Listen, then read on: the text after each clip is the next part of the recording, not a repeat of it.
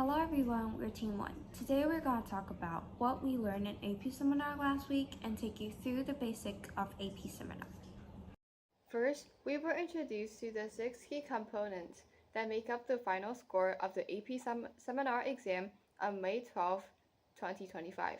The first is the Individual Research Report, the IRR, which is the part of the first performance task, where students collaborate in teams to explore a common theme.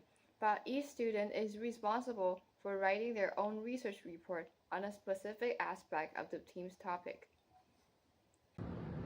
Next is the Team Multimedia Presentation, or TMP, where we work together in groups. Each team member explores different perspectives of a common topic and creates a presentation to share our findings. Then we have an individual written argument, the IWA.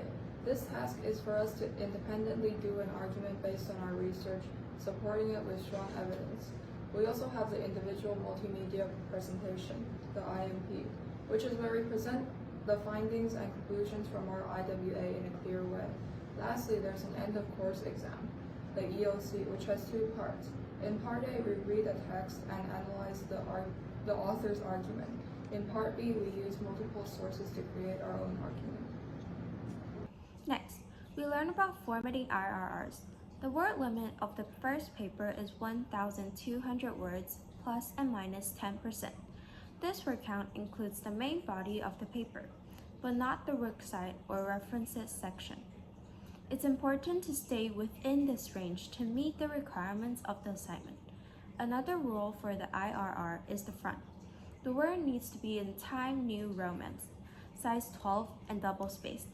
Each paper should have 5 sections, an introduction, a conclusion, and 3 subtopics with more than 5 paragraphs in order to meet the word limit without having paragraphs that look like blocks of words. The IRR needs to have an academic tone and cannot have opinions.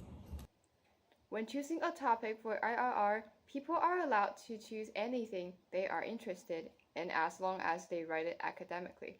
They are also allowed to use the internet as long as they use reliable sources such as .org, .edu, or .gov. Using ChatGPT to check the formatting is allowed, but plagiarism is not. Citations are listed on a new page called the Works Cited after the essay. Usually you're allowed to use either MLA, APA, or any citation format that you want to use, but you can only choose one. In this AP Seminar class, we'll be using MLA format.